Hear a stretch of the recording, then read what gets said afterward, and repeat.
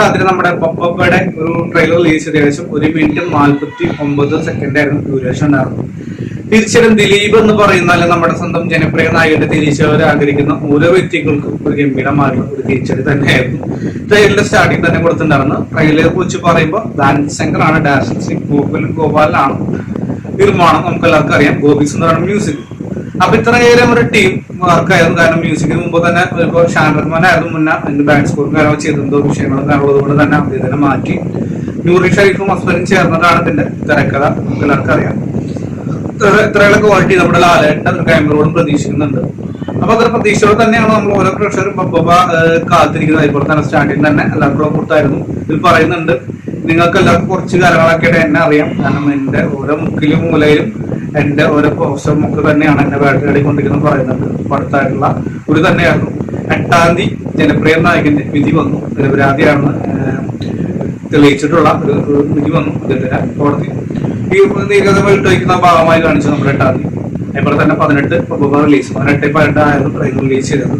എല്ലാം ഒരു പ്ലാനിങ് തന്നെയായിരുന്നു. നേരത്തെ പറഞ്ഞ പോലെ തന്നെ 1:49 പക്ക ഒരു മാസം ഐറ്റംസ് ഒക്കെ കാണിക്കുന്നുണ്ട്. ഹിൽസൈഡൊക്കെ നല്ലൊരു സെറ്റപ്പ് തന്നെയായിരിക്കും. ടീസറിൽ പറയുന്ന സ്റ്റാർട്ടിങ് തന്നെ നമ്മുടെ വിനി ശ്രീനിവാസനെ കാണിക്കുന്നു, കുറച്ച് പോലീസുകാരെ കാണിക്കുന്നുണ്ട്. റേഡിയോ റെക്കോർഡ് ചെയ്തുള്ള ഭാഗമായി കാണിച്ചത് തന്നെ വ്യക്തമാണ്. പഴയൊരു കാലഘട്ടം തന്നെയായിരിക്കും. ടേപ്പ് റെക്കോർഡ് പരിപാടിയും കാര്യങ്ങളൊക്കെ ആയിരിക്കും. അപ്പൊ പറയുന്നുണ്ട്, ഇതിൽ നിങ്ങളെല്ലാരും എന്റെ മുഖം കാണുന്നത് എന്റെ പുറകായിരിക്കും പറയുന്നുണ്ട്.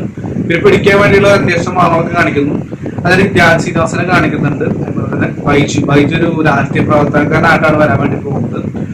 അതുപോലെ തന്നെ മണിയമ്പള രാജു വരുന്നുണ്ട്, രാഷ്ട്രീയക്കാരൻ തന്നെയാണ്. ദേവൻ ഇതിന് കമ്പയർ തന്നെയായിരിക്കും വരാൻ വേണ്ടി പോകുന്നത്. സാരഥി മാസ്റ്റർ, വിനി ശ്രീനിവാസൻ, ബാലു വർഗീസ്, നൂറിന്റെ ഹസ്ബൻഡ്, അതുപോലെ തുടങ്ങിയ ഒട്ടേറെ താരങ്ങളൊക്കെ കാണിക്കുന്നു. അപ്പൊ ഇതിൽ ഓരോ വ്യക്തികൾ ഇങ്ങനെ പറഞ്ഞ് ഇൻട്രോ ഭാഗങ്ങളൊക്കെ കാണിക്കുന്നത് പക്ക ഒരു പ്രാന്തന്മാരുടെ പടം തന്നെയാണ്. നോ ലോജിക്ക് എന്നാണ് പറഞ്ഞിട്ടുള്ളത്. അപ്പൊ ലോജിക്ക് കാണുന്നവർ എന്തായാലും ആ ബൈക്ക് പോകാണ്ടിരിക്കുക. അങ്ങനെ നമ്മൾ പ്രതീക്ഷിക്കുന്ന ടീച്ചർ ഇങ്ങനെ ഹൈയിൽ നിൽക്കുന്ന സമയത്താണ് നമ്മുടെ ഒരു മുതലുള്ള ഇൻട്രോ കാണിച്ചത് നമ്മുടെ സ്വന്തം ലാലുണ്ട്.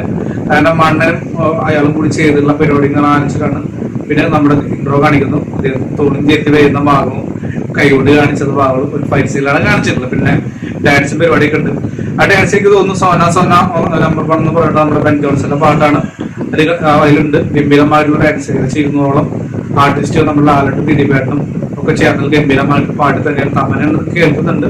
ബാക്കിയുള്ള കാര്യങ്ങളൊന്നും പക്ഷേ അതിനെ പുറത്തുവിട്ടില്ല. പുറത്തുവിട്ട് കഴിഞ്ഞാൽ പടത്തിന്റെ ഒരു മൂഡ് പോകും എന്തായാലും.